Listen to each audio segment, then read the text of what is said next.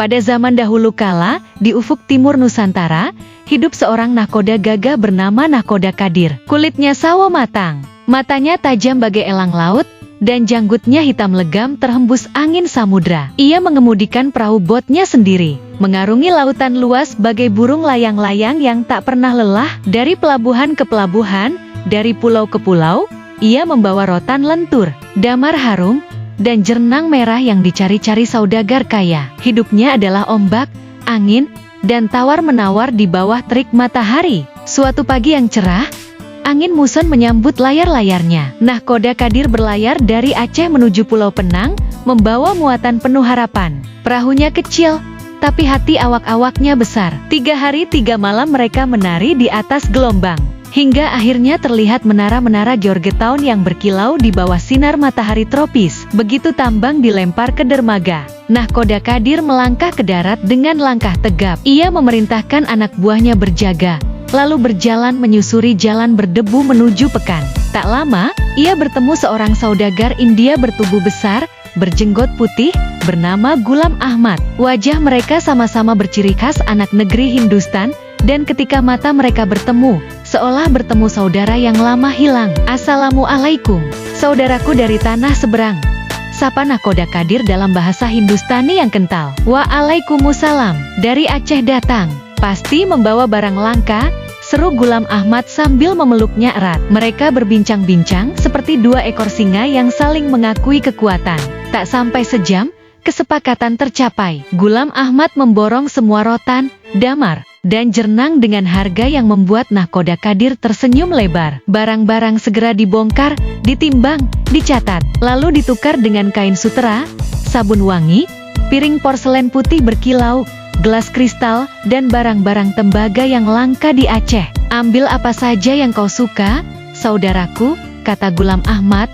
"Toko ini rumahmu juga." Nahkoda Kadir tak menolak. Ia memilih yang terbaik untuk dibawa pulang kepada Halimah, istrinya yang dicintainya lebih dari nyawa. Ketika perhitungan selesai, masih tersisa uang Rp36.000. Ghulam Ahmad bahkan memesan papan kayu terbaik dari Aceh untuk pelayarannya berikutnya. Malam itu, dengan angin timur laut yang ramah, perahu bot Nahkoda Kadir mengembangkan 3 layar bulu ayamnya. Mereka meluncur bagai anak panah, meninggalkan Pulau Penang dengan lambung penuh dan hati gembira. 4 hari kemudian, puncak Gunung Gerudong sudah menjulang di ufuk. Mereka tiba di Kuala Raja dengan selamat. Nahkoda Kadir pulang membawa oleh-oleh melimpah. Ia mengetuk pintu rumah panggungnya di Puduk Trienggadeng. Halimah, istrinya yang cantik jelita namun polos, membukakan pintu dengan wajah berseri. Mertuanya yang sakit TBC batuk-batuk di sudut rumah, tapi senyumnya tetap hangat.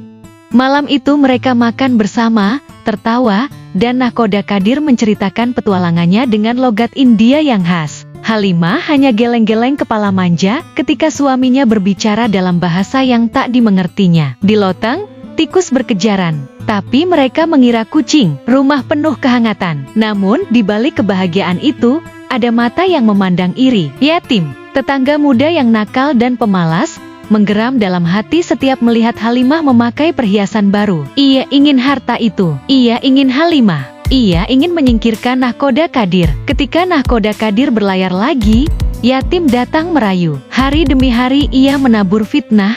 "Suamimu keling, suka melacur di setiap pelabuhan. Semua orang tahu, hanya kau yang dibuai perhiasan." Halimah awalnya tak percaya. Ibunya bahkan memarahinya. "Jangan dengar buaya darat itu," tapi benih keraguan sudah tertanam. Yatim tak menyerah. Ia pergi ke Tengku Akob, dukun hitam yang giginya kuning dan matanya licik. Dengan uang sogokan, yatim membeli ilmu jahat. Malam itu juga, Halimah mengerang kesakitan.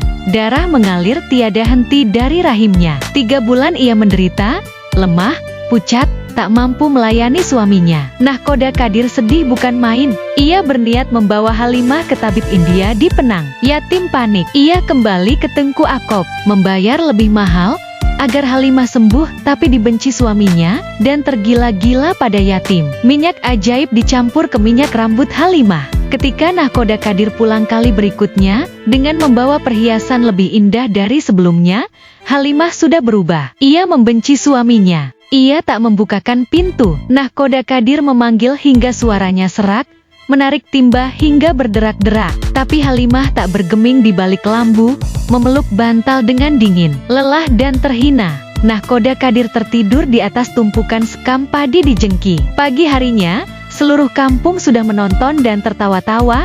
Lihat, nahkoda sekam. Amarah dan malu bercampur. Nahkoda Kadir langsung ke kantor penghulu, menjatuhkan talak 3. Ia meninggalkan rumah, harta, perhiasan semuanya untuk Halimah. Ia bersumpah takkan kembali.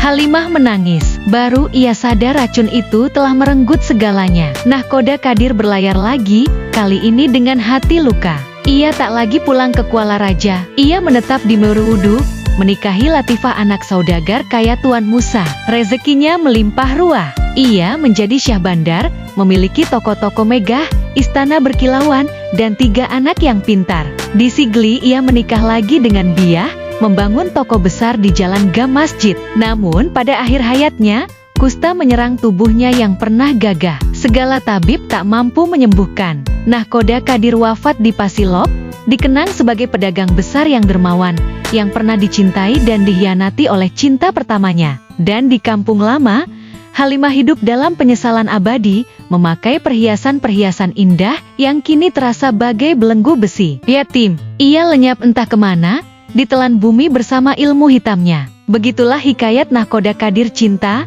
fitnah, dan ombak kehidupan yang tak pernah benar-benar tenang.